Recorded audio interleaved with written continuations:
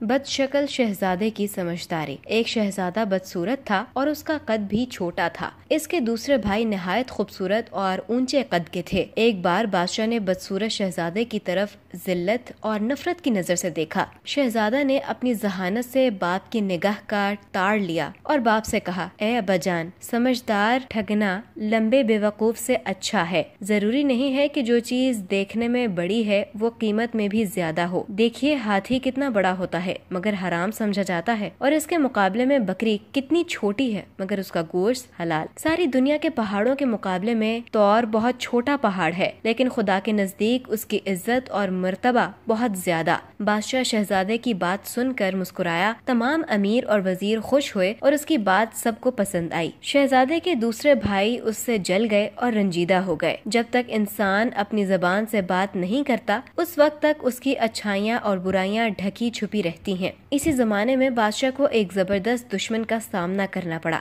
जब दोनों तरफ की फौजें आमने सामने आईं और लड़ाई शुरू करने का इरादा किया तो सबसे पहले जो शख्स लड़ने के लिए मैदान में निकला वो ही बदसूरत शहजादा था, और उसने पुकार कर कहा, मैं वो आदमी नहीं हूँ कि तुम लड़ाई के दिन मेरी पीठ देख सको। मैं ऐसा बहादुर हूँ कि तुम मेरा सर खाक और खून में लुथड़ा हुआ देखोगे। यानी मैं दुश्मन से लड़ते लड़ते जान दे दूंगा मगर हिम्मत न हारूंगा। जो लोग ख्वामख्वाह लड़ाई पर आमादा हुए थे वो खुद अपने खून से खेलते हैं, यानी मुफ्त जान गंवाते हैं, और जो लड़ाई के मैदान से भाग जाते हैं वो पूरी फौज के खून से खेलते हैं। ये कहकर शहजादे ने दुश्मन की फौज पर बहुत सख्त हमला किया और कई बड़े बड़े बहादुरों को कत्ल कर दिया। जब बाप के सामने आया तो आदाब से बजा लाया और कहा, आपने मेरे दुबले पतले कमजोर जिस्म को जिल्लत की निगाह से देखा और हरगिज मेरे हुनर की कीमत को ना समझा। आपको मालूम होना चाहिए कि पतली कमर वाला घोड़ा ही लड़ाई के मैदान में काम आता है।